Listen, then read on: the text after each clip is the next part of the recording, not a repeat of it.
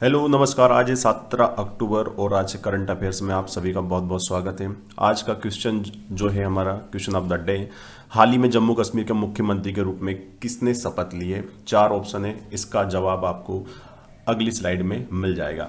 तो लेक्चर में आगे बढ़ने से पहले हम देखेंगे क्विक रिवीजन जो कि है 16 अक्टूबर के दिन का। देखिए पहला सवाल, हाल ही में कौन सी कंपनी भारत की 14वीं महारत्न कंपनी बनी थी। सही जवाब था HAL।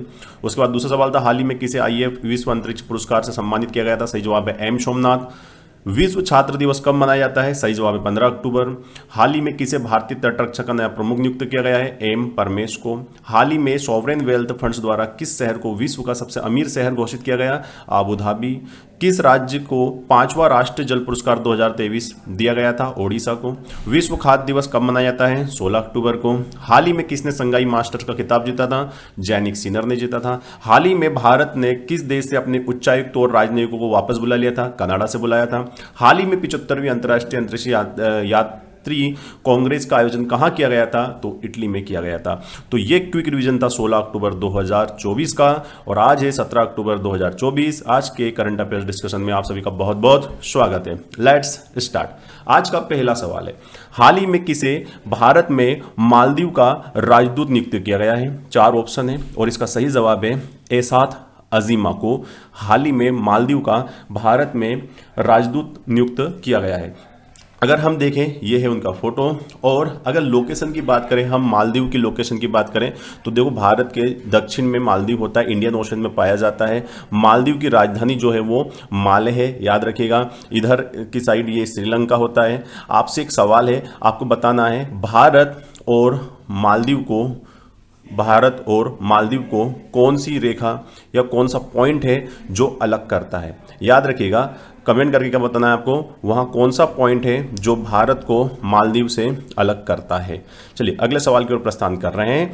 हाल ही में किस अंतरिक्ष एजेंसी ने बृहस्पति यानी कि जुपिटर के चंद्रमा मतलब उसका एक उपग्रह है यूरोपा के अध्ययन के लिए यूरोपा क्लिपर एक लॉन्च किया है, एक मिशन लॉन्च किया है। याद रखिएगा क्या नाम इसका, यूरोपा क्लिपर। तो यहां से एक सवाल बन सकता है, यूरोपा जो है वो किसका उपग्रह है, बृहस्पति का, या मैं कहूं कि चंद्रमा है।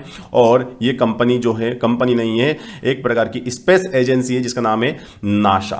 नासा का फुल फॉर्म क्या होता है याद है आपको, the national aeronautics and space administration. याद रखिएगा, नासा USA की स्पेस एजेंसी है जिसकी स्थापना 1958 में की गई थी और इसका हेडक्वार्टर जो है वो वाशिंगटन DC में है। तो इतनी बातें आप नासा के बारे में याद रखिएगा। जाक्सा जापान की स्पेस एजेंसी है एंड इसरो इंडिया की स्पेस एजेंसी है।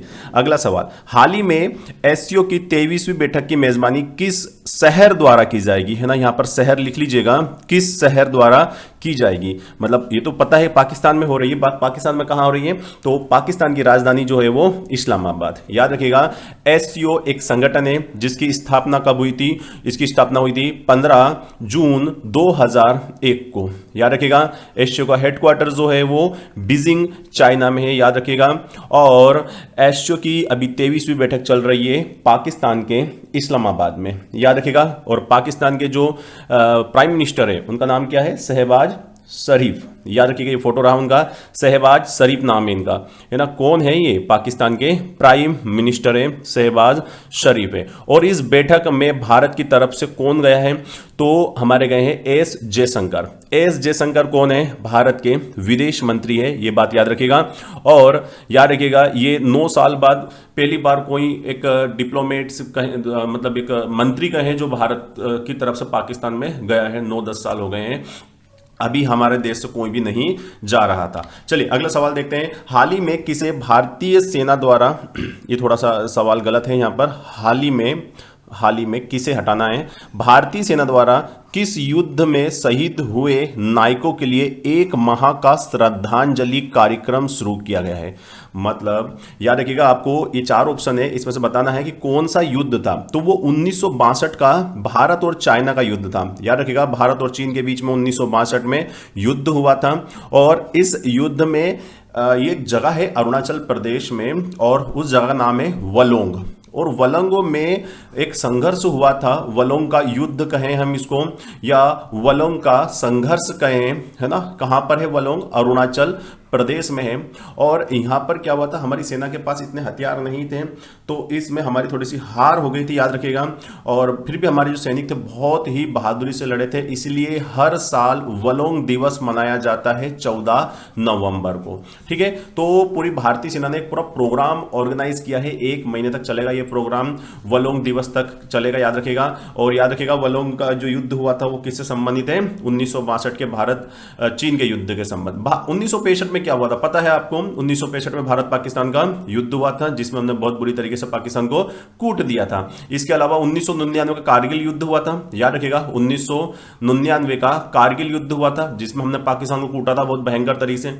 1971 में भी युद्ध हुआ था भारत पाकिस्तान का, इसमें भी अपन ने पाकिस्तान को बहुत बुरी तरीके से कूटा था, और इतना कूटा उसको, इतना कूटा कि भाई साहब उससे एक नया देश बनवा दिया अपन ने, जिसका नाम था बांग्लादेश। तो ये तीनों युद्ध हुए थे भारत पाकिस्तान के बीच में।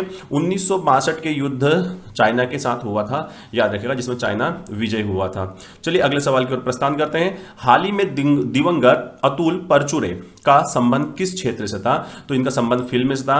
ये आपने इनको देखा होगा बहुत सारी पिक्चरों में, जैसे इनकी बहुत फेमस पिक्चर है ऑल द बेस्ट में इनको आपने देखा होगा, गोलमाल में देखा होगा आपको, है ना। तो ये है इनका, अभी मुंबई के रहने वाले थे ये, महाराष्ट्र के, और हाल ही में इनका क्या हो गया है? निधन हो गया है। बॉलीवुड के अलावा मराठी पिक्चरों में बहुत काम किया था इन्होंने। चलिए अगले सवाल की ओर चलते हैं। हाल ही में जम्मू कश्मीर के मुख्यमंत्री के रूप में किसे नियुक्त किया गया है या किसने शपथ ली है? सवाल कुछ भी आ सकता है, और उसका सही जवाब जो है उमर अब्दुल्ला। उमर अब्दुल्ला कौन है? फारूक अब्दुल्ला के बेटे हैं, याद रखिएगा।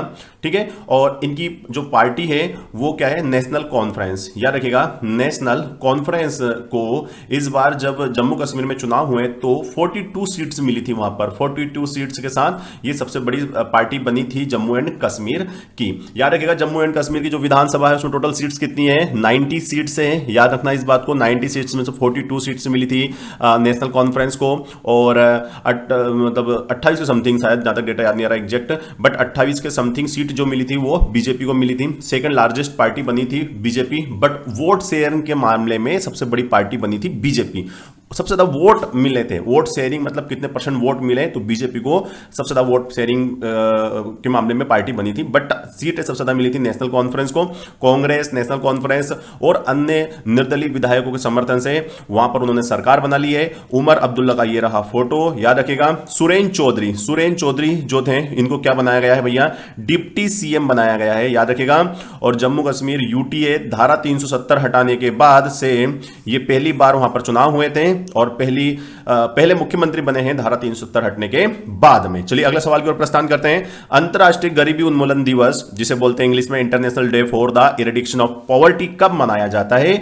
और इसका सही जवाब है 17 अक्टूबर को। तो आज के दिन, मतलब आज है 17 अक्टूबर, और आज कौन सा दिवस मनाया जा रहा है? अंतरराष्ट्रीय गरीबी उन्मूलन दिवस मनाया जा रहा है। सवाल बहुत महत्वपूर्ण बनेगा, बहुत ही ज्यादा महत्वपूर्ण, कि इसकी शुरुआत कब से हुई थी? 1987 से इसकी शुरुआत हुई थी, याद रखिएगा। और हर साल 17 अक्टूबर को यह दिवस मनाया जाता है। इस बार हम किस थीम पर? थीम है इसकी बहुत प्यारी सी भैया, देखिएगा। इसकी थीम है सामाजिक और संस्थागत। सामाजिक मतलब सोशली, और जो इंस्टीट्यूशनल जो भेदभाव होता है गरीबी के आधार पर, उसको क्या करना है?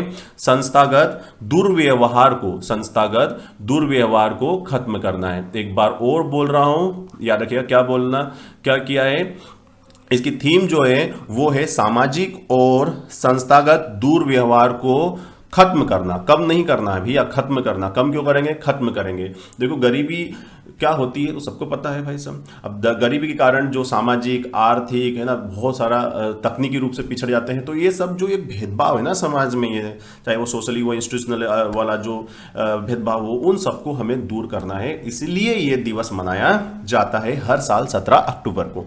अगला सवाल, हाल ही में किसे भारतीय साइबर अपराध समन्वय, अर्थात इसको बोलते हैं, बहुत फेमस है ये, I4C का राष्ट्रीय ब्रांड एम्बेसडर नियुक्त किया गया है? और सही जवाब है रश्मिका मंदाना।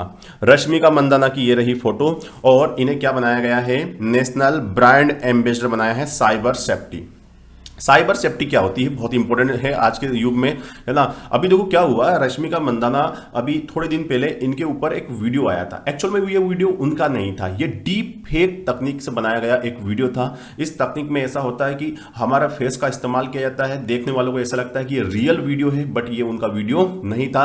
तो अब सरकार क्या कर रही है कि साइबर जो क्राइम है इसके प्रति लोगों को अवेयर करना। देखो बहुत प्रकार के साइबर क्राइम होते हैं, जैसे कि डीप फेक तकनीक होती है, जिसमें क्या होता है कि हमको सूझ नहीं पड़ती है ना भाई साहब कि ये हमारा वीडियो है या किसी का है या हमारे फेस का इस्तेमाल किया गया है। लाइक साइबर बुलिंग होती है, आपसे ऑनलाइन कोई परेशान कर रहा है।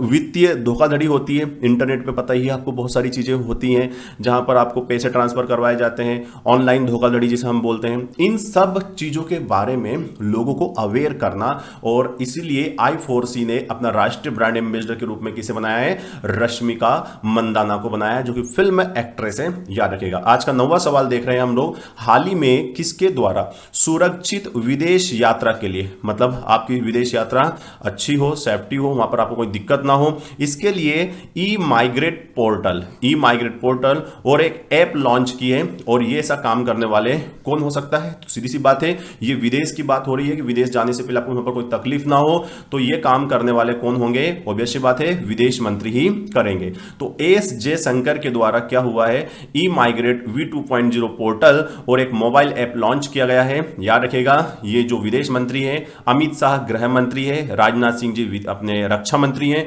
और निर्मला सीतारमण जो है वो हमारी वित्त मंत्री है। याद रखिएगा। तो 10वें सवाल की ओर प्रस्थान कर रहे हैं, हाल ही में किस राज्य द्वारा बाढ़ के खतरे को कम करने के लिए 129 आर्द्र भूमियों को पुनर्जीवित करने की घोषणा की गई है। देखो आर्द्र भूमि क्या होती है, जिनको इंग्लिश में हम कहते हैं वेटलैंड्स। तो ऐसे पानी की भूमियां होती हैं जो कि हमारे पृथ्वी के लिए बहुत जरूरी है, और वेटलैंड के लिए एक कन्वेंशन होता है जिसको हम बोलते हैं रामसर कन्वेंशन। रामसर कन्वेंशन जो हुआ था, एक सम्मेलन हुआ था, और याद रखिएगा, और ये रामसर नाम की जो जगह है ये कहां है, ईरान में है, ये भी याद रखिएगा। फिर एक सवाल और बन सकता है कि भारत रामसर कन्वेंशन का हिस्सा कब बना, 1982 में इंडिया क्या हुआ था, इसमें शामिल हुआ था। याद रखिएगा। आर्द्र भूमियों को, याद रखना क्या कह रहा हूं मैं, आर्द्र भूमियों को किडनी कहा जाता है। किसकी किडनी कहते हैं भैया, अर्थ की किडनी कहते हैं। याद रखिएगा। प्लस इनको अर्थ का सुपरमार्केट भी कहा जाता है। और विश्व आर्द्र भूमि दिवस, विश्व आर्द्र भूमि दिवस हर साल 2 फरवरी को मनाया जाता है। ऐसे कुछ फैक्ट है, फटाफट इनको रट्टा मार लिया करो। अब बात कर लेते थोड़ी सी असम की। तो असम जो है भारत में पूर्व में स्थित एक राज्य है जो कि 7 सिस्टर राज्यों का हिस्सा है, भूलना मत इस बात को। असम एकमात्र ऐसा राज्य है 7 सिस्टर का या पूर्वोत्तर का जिसकी सीमा सभी राज्यों से लगती है। इधर अरुणाचल प्रदेश से लगती है, नागालैंड से लगती है, मणिपुर से लगती है, मिजोरम से, त्रिपुरा से, और इधर मेघालय से। याद रखिए इस बात को। और इसको राज्य का दर्जा कब दिया गया था, 26 जनवरी 1950 को दिया गया था। असम की जो राजधानी है वो दिसपुर है, याद रखिएगा। और 33 जिले हैं असम में, और वहां के गवर्नर वर्तमान में कौन है, जगदीश मुखी। और मुख्यमंत्री कौन है, हिमंत बिश्वा। और असम की जो विधानसभा है उसमें टोटल कितनी सीटें हैं, 126 सीटें हैं। लोकसभा की वहां पर 14 सीटें हैं। असम का जो हाईकोर्ट है वहां की राजधानी में ही है, गुवाहाटी हाईकोर्ट जिसे हम कहते हैं। याद रखिएगा, सॉरी, राजधानी उसकी दिसपुर है, गुवाहाटी एक जगह है जहां पर उसका हाईकोर्ट है। थोड़ा सा मिस्टेक हो गया था बोलने में। याद रखिएगा, असम जो है हिमंत बिश्वा जो है वहां के क्या है, चीफ मिनिस्टर है, जो कि भाजपा की सरकार है वहां पर। तो ये था आज का करंट अफेयर्स का डिस्कशन। आई होप आपको अच्छा लगा था। Thank you very much for the discussion. Have a nice day.